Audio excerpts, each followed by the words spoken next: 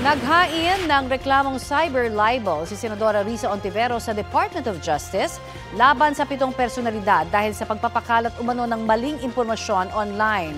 Kabilang po dyan si Michael Maurilio alias Rene na binawi ang kanyang testimonya laban kay Pastor Apollo Kibuloy. Kasama rin sa mga inireklamo sina Attorney Ferdinand Topacio, Byron Cristobal o Banat Bay, Jeffrey Kaeric Celis, Crisette Chu, Jay Sonsa at Alex Nestor o Tio Moreno. Nagugat ang reklamo sa video ni Maurilio na lumabas noong Hunyo.